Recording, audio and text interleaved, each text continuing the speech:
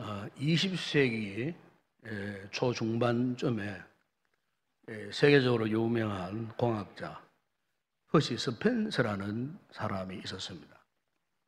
한 번은 이분이 이제 자기가 근무하는 회사, 그 당시에 레이더를 만드는 그런 회사였습니다. 레이시온이라고 하는 그 회사에 근무를 했는데, 어느 날 이제 그 회사의 실험실을 둘러보고 있었습니다. 그래서 한참 이제 그 실험실을 둘러보는 중에 자기 주머니에 뭔가 이렇게 끈적끈적하는 물질이 있었던 것 같아요. 그래서 보니까 초콜릿 사탕이었어요. 그런데 그게 녹아 있는 거예요. 이상하다. 주변에 뭐 뜨거운 열기가 있는 것도 아니고 난로 옆에서 있던 것도 아닌데 왜 이렇게 초콜릿 사탕이 녹아 있을까? 너무너무 이상했어요. 그래서 그가 이제 주변을 이제 유심히 둘러보다가 발견하게 된 사실은 바로 그 주변에 레이드에 들어가는 부속품 가운데 하나인 이 마그네트론이라고 하는 기계가 있었어요.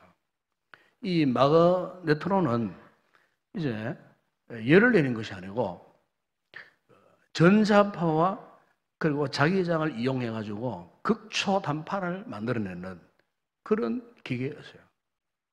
그런데 그 기계 옆에가 있었는데 이 초콜릿 사탕이 녹아 있더라는 겁니다. 그래서 하도 이상해서 다시 테스트를 한 거예요. 이번에는 옥수수를 팝콘이죠. 그것을 이제 딱 옆에 가지고 갔는데 이게 팝콘이 저절로 이렇게 막 튀겨지더라는 거예요. 이번에는 달걀을 옆에 놓았어요. 그런데 그 극초단파가 달걀을 이렇게 익혀버리더라는 겁니다. 열을 발생하는 것도 아닌데 이렇게 음식을 익히게 되는 이 놀라운 사실을 이 스펜서가 처음으로 발견한 거예요. 알고 보니까 이 마이크로웨이브, 이 초고주파가 물질 속에 있는 수분을 가속화시켜가지고 그래서 어떤 물질도 이렇게 익혀질 수 있도록 뜨겁게 가열될 수 있도록 그런 역할을 한다는 사실을 발견하고 이분이 전자레인지를 최초로 발명한 겁니다. 이때가 1946년. 우리나라에 이 전자레인지가 본격적으로 사용된 시기는 1980년대 초부터 각 가정에 이 전자레인지가 보급되어져서 오늘날 정말 그 음식을 데피는데 아주 유익한 주방 도구로 그렇게 사용되는 계기가 되었다는 것입니다. 한 사람의 새로운 가치 발견 때문에. 여러분, 이 같은 새로운 가치 발견은요, 이 같은 공학적인 세계에서만 있는 것이 아닙니다. 바로 오늘 우리의 믿음생활, 우리의 신앙생활 속에서, 영적인 삶 속에서도 중요한 것은 우리가요, 이 가치를 발견한다는 거예요. 한 사람의 혁신적인 발견을 이래갖고 오늘날 많은 사람들에게 유익을 주었던 것처럼 여러분 오늘 우리의 신앙생활, 여러분들의 개인 신앙생활 가운데서도 영적인 가치를 발견한다는 것은 정말 중요한 겁니다. 여러분. 우리가 예수를 제대로 믿으려고 하면 신앙생활을 제대로 하려고 하면은 가치를 발견해야 됩니다. 내가 구원받은 이 구원의 은혜의 가치, 나로 하여금 이렇게 구원을 받게 하신 그 하나님, 여러분이 하나님은 우리를 구원하시는 분만 아니고 지금도 온 세상 모든 만물을 통치하시고 다스려 가시는 분. 그분은 대초에 이 세상을 창조하신 일부터 시작해서 예수님 말씀하셨듯이 하늘을 나는 공중 나는 참새 한 마리도 그분의 뜻이 아니면 떨어지는 법이 없다 할 정도로 그 하나님께서는 전 세계를 통치하시고 다스려 가실 뿐만 아니고 특별히 여러분 오늘 구원받은 당신의 백성들, 오늘 우리의 개인적인 삶까지도 주님은 일일이 간섭하시고 일일이 그분의 손길로 우리를 붙드시고 인도해 가시는 그 누구도 하나님의 계획 밖에서 벗어날 수 없을 정도로 하나님이 그분이 갖고 계시는 주권적인 역사를 통해 갖고 오늘 우리의 구원을 이루어 가시는 놀라우신 은혜를 입은 사람들이 누구냐? 바로 오늘 저와 여러분들인 줄로 믿습니다. 이것보다 더 가치 있는 발견이 어디 있겠습니까, 여러분? 이것보다 더 놀라운 사건이 어디에 있겠느냐 그 말이에요. 그래서 일찍이 사도 바울이 에베소 4장 1장 4절이야 5절에 이런 말씀을 해서요. 곧 창세전에 그리스도 안에서 우리를 택하사. 여러분 생각해 보십시오. 창세전에 이 세상이 조성되기 이전에 이미 우리를 어떻게 했다고요? 우리를 아시고 우리를 택하여 주셨다. 여러분, 이것보다 더 놀라운 발견이 어디 있겠습니까, 여러분? 우리가 무엇인데? 창세전에 그분이 나를 택하사 우리를 사랑 안에서 그 앞에 거룩하고 흠이 없게 하시려고 그 기쁘신 뜻대로 우리를 예정하사 이미 우리를 예정하셨다는 겁니다. 예수 그리스도로 말미암아 그것도 자기의 아들이 되게 하셨다. 아멘. 여러분 보면 26절에 이렇게 말씀합니다. 너희가 다 믿음으로 말미암아 그리스도 예수 안에서 하나님의 아들이 되게 하셨다. 하나님의 아들? 예수님께서 여러분 요한복음 1장 10절에서 말씀하지 않았습니까? 영접하는 자, 곧 그 이름을 믿는 자들에게는 하나님의 자녀가 되는 권세를 주셨으니. 그래서요. 여러분 여기에 아들이 되었다, 자녀가 되었다. 원래 이게 아들, 자녀라는 말이 헬라 원문에는 휘오스라는 단어입니다. 휘오스. 이 휘오스라고 하는 단어는요. 이 로마 이 제국 당시에 노예들이 굉장히 많았어요. 노예들이 전쟁 포로에 끌려와가지고 로마로 끌려와가지고 노예 살해한 노예들이 굉장히 많았어요. 그 어느 날 주인의 눈에 이 노예가 참 노예지만은 참 똑똑하다, 성실하구나. 이렇게 해서 주인 눈에 들어온 거예요. 그래서 너무너무 아까운 노예. 그래서 이 노예를 자기 평생 옆에 두고 함께 살기 위해서 어떻게 하느냐면은 그 노예를 자신의 양 아들로 입양을 할 마음을 먹은 거예요. 그래서 정당한 법제차를 통해 갖고 상속법에 의해서 그 종 노예를 자기 양 아들로 삼는 거예요. 아들만큼 끔찍하게 사랑하는 거예요. 그리고 자신의 유산 등까지도 그 양 아들에게 상속까지 한다는 거예요. 여러분, 이 로마 제국의 그 당시 문화를 보게 되면요, 오늘 우리 현대 문화보다도 굉장히 앞서간 소위 선진 문화입니다. 굉장히 그 정체가 민주적인 그런 정체였어요. 한번 생각해 보세요. 그 제국시대에 노예를 양 아들로 삼아갖고 자신의 유산까지도 상속할 수 있는 그 문화가 형성되어졌으니까 얼마나 앞서가는 선진 문화였겠습니까, 여러분? 바로 이 선진 문화 속에서 태생된 단어 하나가 휘오스. 사도 바울이 이 단어의 의미를 너무너무 잘 알았던 거예요. 그래서 이 단어를 우리 믿음 생활에 영적으로 적용을 해서 누구든지 예수 그리스도를 믿기만 하면 어떤 구별이나 차별이 없이 다 하나님의 가족이 되고 하나님의 자녀가 되고 그분이 허락하시는 모든 특권, 의무, 유업을 다 이어가고 누리게 하셨다는 겁니다, 여러분. 이 놀라운 사실을 여러분 사도 바울은 로마서 8장 17절 상반절에서 또 이렇게 말씀합니다.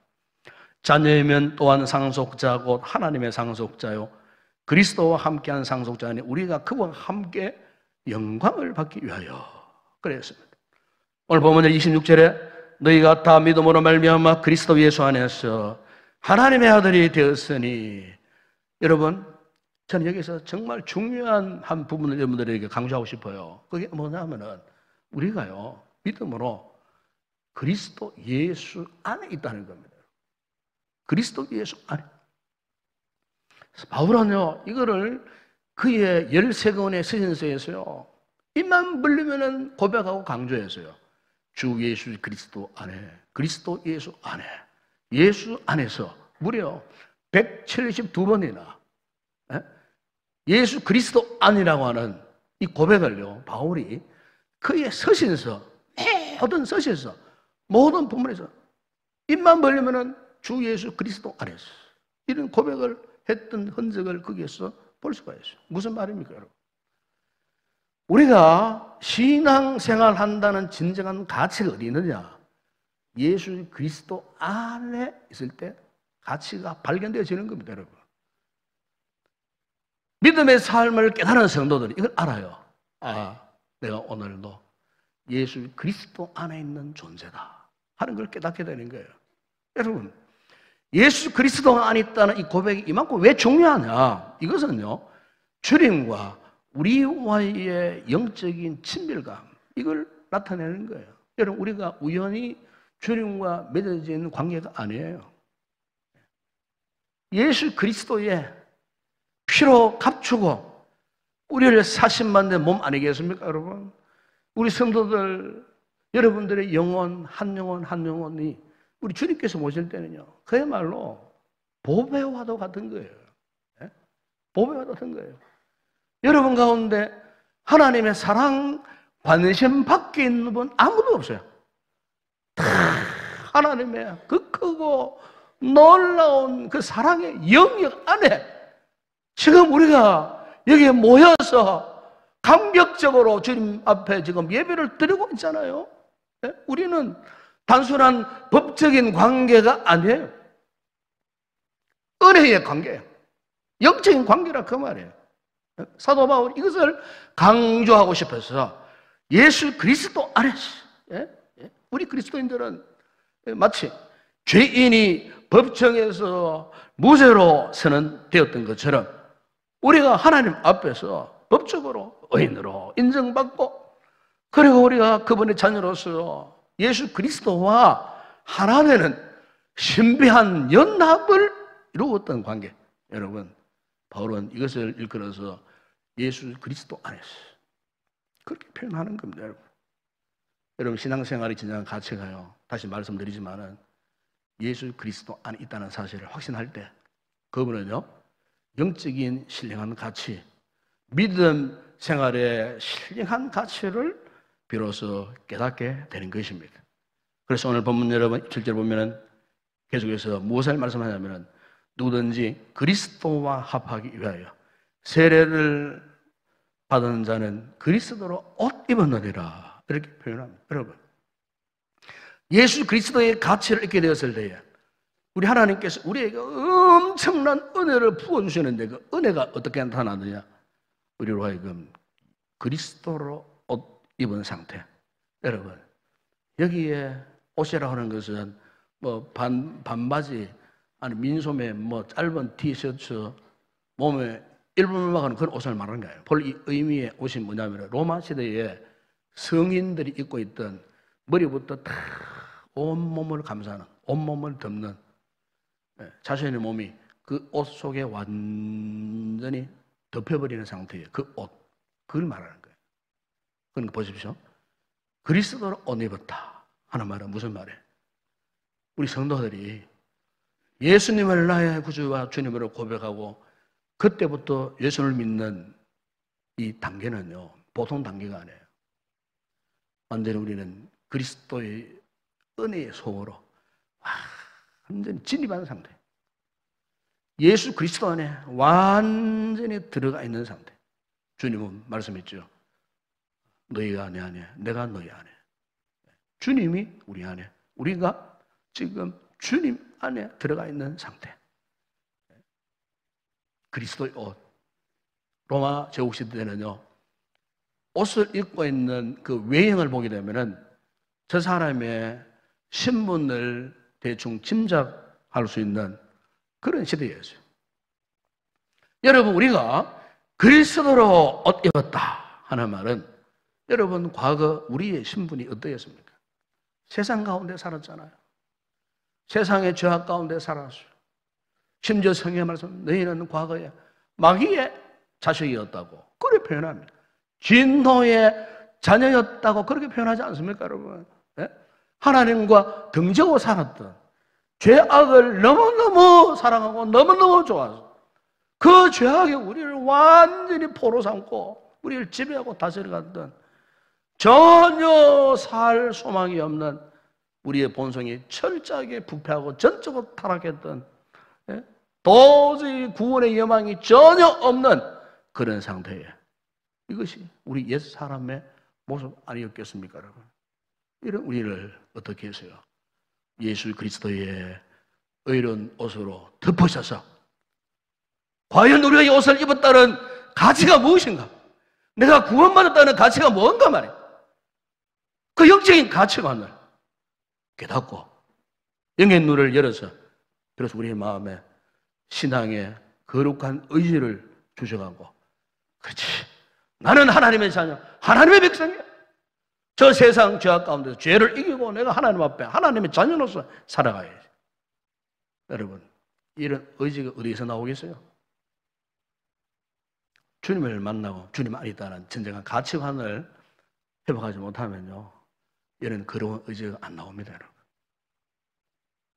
오늘 교회에는 많은 분들이 예수를 믿지만은, 많은 분들 가운데는 아직까지도 내가 예수를 만났다, 내가 예수 안에 있다, 내가 지금 믿음을 가졌다, 신앙생활을 한다라고 하는 진정한 가치를 모르고 그냥 무작정 그냥 마치 종교인처럼 그냥 교회를 왔다 갔다 하는 그런 분들이 없지 않아 있다는 거예요. 자, 여러분, 이 시간 우리 성도들에게 이 같은 진정한 가치가 회복되기를 주의 이름으로 축원합니다. 여러분, 좀 우리 시대를 보더라도 요즘 우리 시대에 이 트렌드가 있어요. 이 트렌드의 핵심 가치가 뭔 줄 아십니까? 창조성입니다. 창조성. 아무리 많이 배우고 똑똑해도요, 그 사람에게 창조적 능력이 없으면, 다시 말하면 창조적인 아이디어, 창의성이 없으면요, 어느 기업도 그 사람 귀하게 보지 않습니다. 환경은 없어도 그 사람의 생각, 머릿속에, 의지 속에 창조적 능력이 있어 보세요. 그 사람 발탁하고 그 사람 사용하는 거예요. 왜? 그런 사람을 통해서 이 사회를 유익하게 하는 온갖 발명도 하고 발견도 하게 되고 무엇을 개발하기도 하고, 예? 여러분 그렇잖아요. 요즘 우리 시대가요, 정말 이 시대가 얼마나 빨리 바뀌는지 몰라요. 예? 어제 보았던 건 오늘 없고요, 오늘 보았던 건 내일 사라져버려요. 그야말로 분초를 다투고 촉각을 다투는, 그야말로 너무 빠른 시간의 템포 속에 우리가 살고 있잖아요. 그런데 이런 급변하는 시대적 환경 속에서요, 오늘 우리도 마찬가지예요.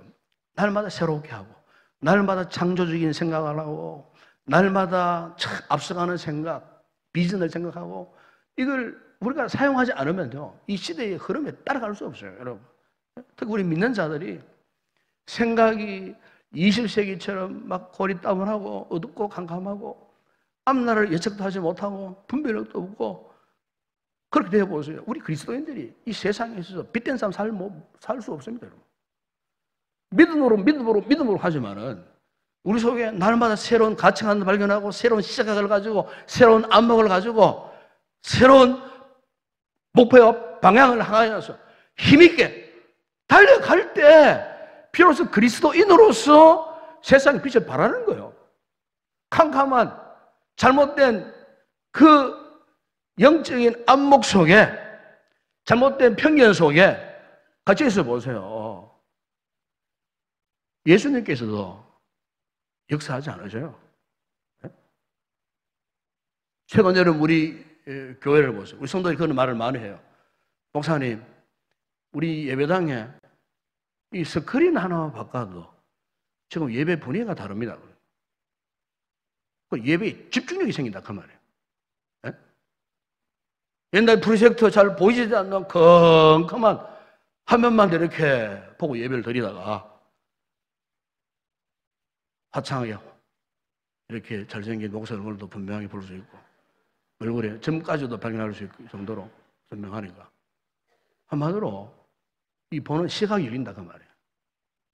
만약 이 앰프가요 자음 소리 나고 찍기 소리 나고 틀었다 소리 나면은 아울링이 생기고 예배 들으시겠어요? 얼마나 선명합니까 지금? 얼마나 깨끗합니까 여러분? 말씀 한마디 한마디가 정확하게 전달되어지는 거예요 여러분. 예? 하물며 여러분 우리의 생각이나 의식이 잘못된 고정관념에 꽉 묶여가지고 더 이상 비전도 없고 꿈도 없고 소망도 없고 그냥 여기가 조사오니 이런 상태에 머물러 있어 버린다면은 여러분 오늘 우리의 영적 상태가 어떻게 되느냐 그 말입니다. 여러분 예수님은 비전을 가진 분입니다. 하나님 나라의 가치관을 가지고 하나님 나라의 비전을 가지고 그분이 짧은 생애였지만은요 하나님의 나라의 가치관 때문에 그분의 전 생애를 드리고 십자가에 죽기까지 복종하셨다. 네. 무엇입니까? 하나님 나라의 가치를 발견하시기 때문에 그런 겁니다. 오늘 우리도 마찬가지입니다 여러분. 우리가 진정한 그리스도인다운 삶을 살기를 원한다면 이 같은 가치관을 발견해야 할 줄로 믿습니다. 새로운 시각, 이제는 새로운 영적인 기준에 맞추어서 정말 이 변해가는 이 시대 속에서 우리 성도들이 앞장서가고 교회가 앞장서가야 되지 않겠어요? 네? 새로운 시각을 갖지 않으면 결코 교회는 더 이상 부흥할 수가 없다는 겁니다 여러분. 어느 한 초등학교 4학년 교실에서요 누군가가 친구의 돈을 이제 훔쳐가 버렸어요. 그러니까 범인이 누구인지 밝히려고 온갖 방법을 다 강구했지만은 누가 범인인지 알아낼 방법이 없는 거예요. 단지 이제 체육 시간에 교실에 잠시 들렀던 2명의 남학생만이 범인으로 의심받고 있는 그런 상태였어요.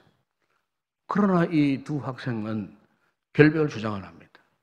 그런데 진범이 나오지 않은 상태에서 이 두 학생 단순히 체육 시간에 잠시 교실을 들렀다는 이것 때문에 이제 범인으로 지목받고 그래서 이제 친구들로 하여금 도둑놈이라고 놀림당하고 수모를 겪어야 되는 이런 상황이었어요.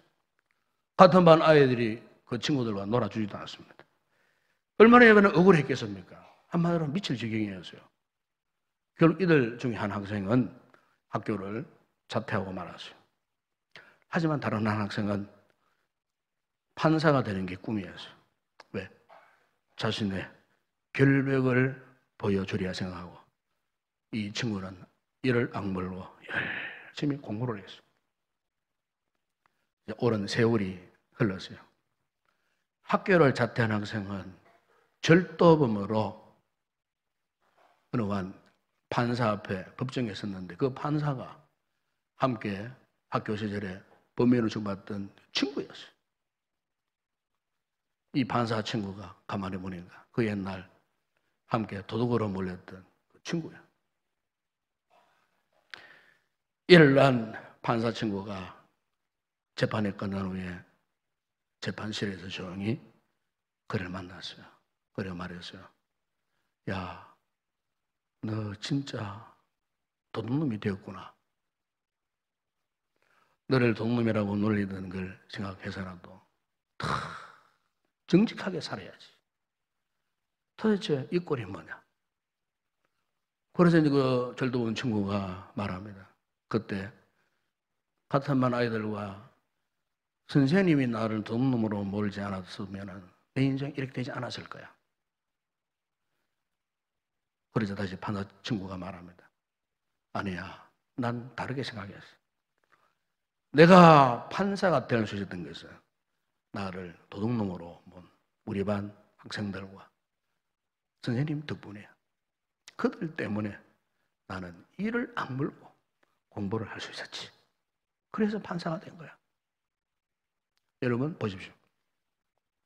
똑같은 상황 속에서도 어떤 시각으로 바라보는가에 따라 가지고 인생의 방향이 바뀌어지는 거예요. 결정되어지는 거예요. 우리 성도들 가운데 내가 예수 믿고 구원받았지만 아직도 내 인생을 제대로 바라볼 수 없는 그런 잘못된 시각을 갖고 있는 분 계십니까?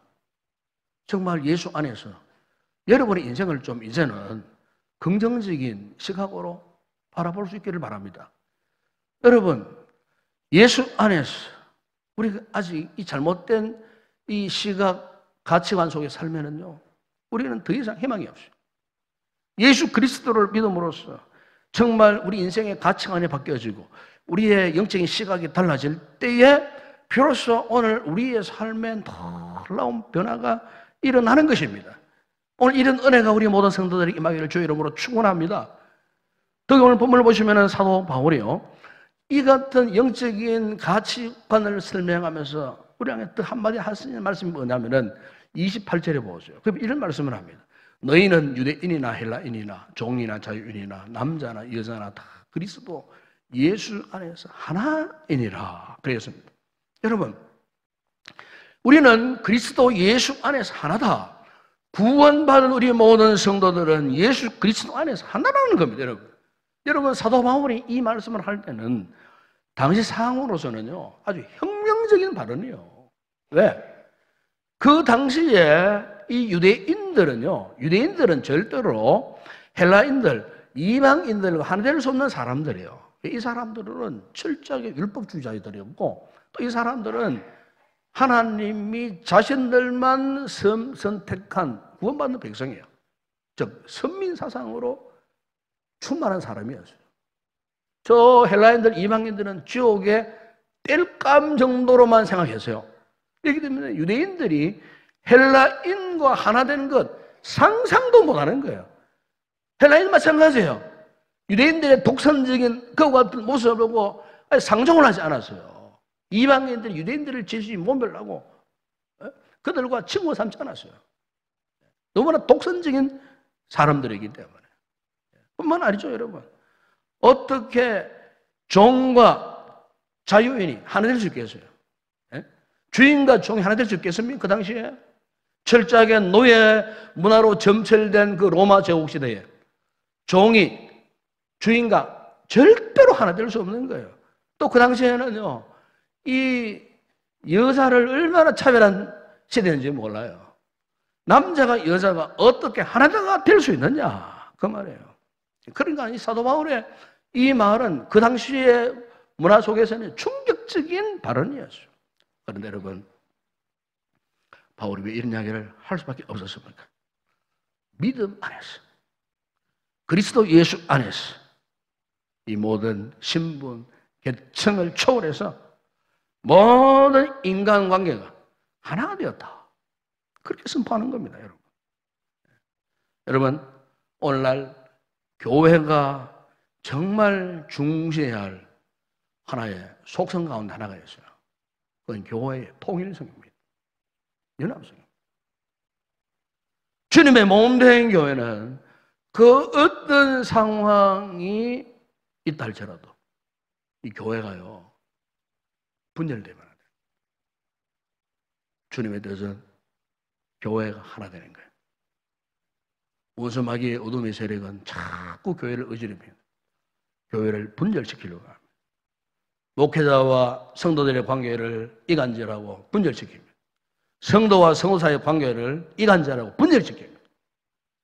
교회가 큰 혼란 속에 빠져들어가도록 온갖 잡다한 세력들을 가미시켜서 혼란스럽게 만들고 마귀의 권세 아래 들어가도록 만들어서 이 믿음의 공동체가 분열되고 파괴되도록 획책하는 역사가 바로 마귀의 세력이에요.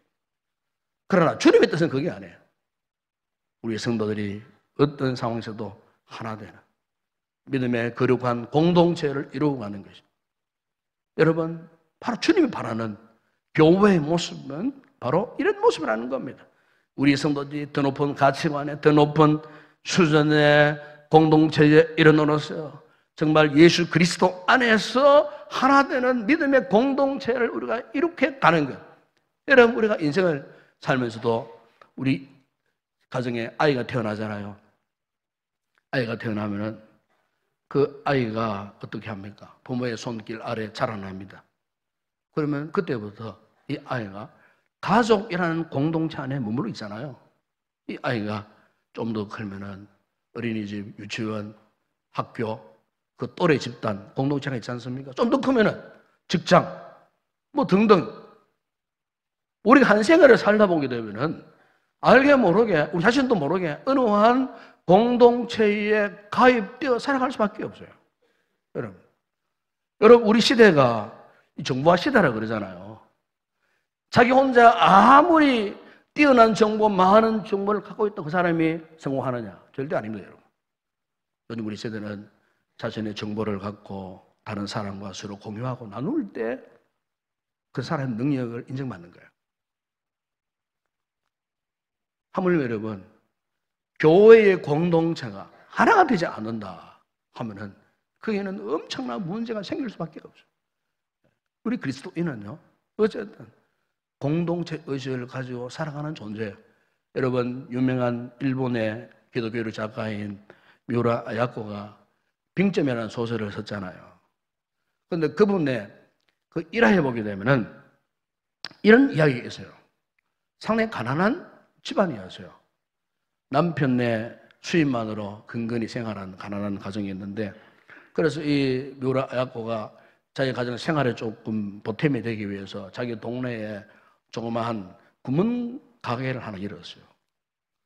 그런데 이 그리스도인인 아야코, 어린아이가 찾아도 친절하고 어린이 찾아와도 친절하고 봉사하고 섬기는 태도로 이제 자기 가게를 이렇게 경영을 하는데요. 사람들이, 주변 사람, 이웃들이 인정받는 거예요. 많은 사람들이 그 가게를 찾아오는 거예요. 그러다 보니까 물건이 점점 많이 팔려가고 나중에는 트럭으로 물건들을 이렇게 들여와서 팔 정도가 되었어요. 그런데 문제는 뭐냐면은 아야코의 가게가 잘 되니까 주변의 이 가게들이 잘 안 되는 거예요. 어느 남편이 퇴근해 돌아오면서 자기 아내 아야코에 이런 의견을 말했어요. 여보, 우리 가게가 잘 되는 건 좋지만 우리 가게 때문에 이 주변의 가게가 다 어려움을 당해서 되겠나? 뭐 다른 좋은 생각이 없는가? 그래서 이 아야코가 생각을 깊이 했어요. 그런데 그 다음날부터 어떻게 했냐고 아십니까? 자기 가게의 물건을 줄여 나가기 시작했습니다. 물건의 수와 함께 물건의 품목도 줄여갔습니다. 손님들이 와서요. 문을 찾는데 없어요. 그럼 저 건너편에 가게에 가세요. 저기에 가세요. 저기 있을 겁니다. 네. 충분히 자기가 팔 수 있는 그 물건도 저 건너편에 가게에 가세요. 그때 아야코의 마음이 그렇게 여유가 있어지고 편안해졌답니다. 그 편안한 상태에서는 소설이 빙점이라고 하는 세계적인 작품이 나오게 되었다는 것입니다. 제가 지난 우리 제대학 16기 졸업생들을 이끌고 서울에 양화진 선교사 묘원을 방문을 했을 때 그 높은 언덕바지에 양지 바른 곳에 초기 한국 교회 선교사 중에 헤론이라는 선교사가 있었어요. 아주 큰 묘비에. 이 헤론 선교사는 언더우드 선교사보다 2달 늦게 우리나라에 왔던 사람이었어요. 의사였어요. 당시 이 알렌이 섬기고 있는 제중원에 들어가서 일을 하기 시작했어요. 그런데 알렌 선교사가 제중원의 선교사직을 그만두는 바람에 헤론이 제중원장으로 그 병원을 섬기게 되었어요. 그런데 한국에 온 지 5년이 되던 해에 그때 우리나라에 전국적으로 큰 전염병이 창궐했어요. 그래서 모든 선교사님들이 남한산성 휴양지로 배신했을 때, 그런데요, 헤론 선교사는 그 뜨거운 폭염 속에서 끝까지 환자들 곁을 지키고 환자들을 돌봤어요. 결국 그 일로 인해서 이분이 젊은 나이에 젊은 아내와 2 딸을 남겨둔 채 이절과 과로로 세상을 떠나고 말았어요. 그분의 그 선교 일대기를 이렇게 읽고 묵상하는 가운데 얼마나 은혜가 되었는지 그냥 눈물이 나올 정도로 감동이 왔어요. 제가 언젠가 광주 호남신학교 교정 뒷산에 묻혀있는 그 서서평 선교사 묘지를 한번 찾아가 본 적이 있어요. 이 서서평 선교사님은 1912년도 광주 호남 지역 선교를 위해서 오셔갖고 전혀 몸으로 그 지역에서 21년 동안 섬김의 삶을 살다가 마지막 갈 때 자신의 시신까지도 병원에 개정하고 자신이 그 찾던 그 다 일그러진 초가집 단칸 빵 들어가 보니까 남아있는 것은 낡은 담요 반쪽, 그것도 반쪽은 누구한테 끊어서 줬다 그래요. 낡은 담요 반쪽, 밀가루 2홉, 녹슬은 동전 7개, 이것만 남아있었던 거예요. 21년 동안 이곳에 와가지고 여러분 이게 무엇을 의미하는 겁니까? 여러분? 예수 그리스도 안에서 진정한 가치관을 발견한 사람에게 낯설고 물설고 문화도 다르고 머리 색깔도 다르고 얼굴빛도 다르지만은 예수 안에 있는 그 모든 형제 자매들은 하나님의 가족이라고 하는 이 공동체 의식이 있었기 때문에 이곳에 와서 그렇게 젊음을 희생하시기까지 헌신한 거예요. 여러분 오늘 우리가요, 우리의 성도들이 공동체 의식을 가진다는 건 정말 중요합니다. 여러분들이 이 공동체를 떠나면은 공동체 의식이 없으면 절대로 여러분들 믿음을 지킬 수가 없어요. 제가 지난 추석 주간에 본 TV에 다큐멘터리 가운데 이런 게 있었어요. 탄자니아, 아프리카 탄자니아에 세계 최고의 유네스코 자연유산으로 지명된 세렝게티 국립공원 야생 생태를 다큐멘터리로 방영을 한 영화가 있었어요. 제가 그걸 보면서 거기에서 하나 정말 중요한 건 한 가지를 깨닫게 되었어요. 사자도, 악어도, 하마도, 그리고 초식동물인 사슴, 가젤 같은 짐승은 더더욱 더해요. 무리에서 벗어나니까, 야생에 홀로 떨어지니까 적들이 와가지고 그를 죽여버려요. 삼켜버려요. 살아남을 수 없었어요. 맹수도 혼자 떨어지니까, 상처가 나니까 이겨내지를 못해요. 그 야생의 세계더라고요. 야생의 세계.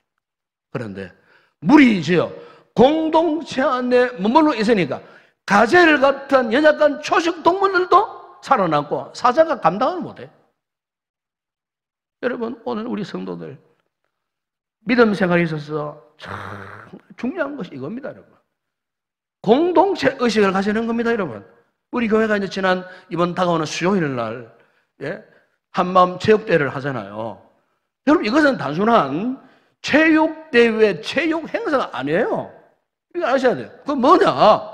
바로 이것은 우리의 신앙생활에서 정말로 중요한 공동체 정신, 공동체 의식, 공동체적 관계를 다시 한번 점검하고 미진한 부분이 있다면 이 체육대회를 통해서 우리가 정말 하나 되는 연합하고 단합되어지는, 한마디로 말하면 이 체육대회는요 우리의 영적 공동체 훈련이에요.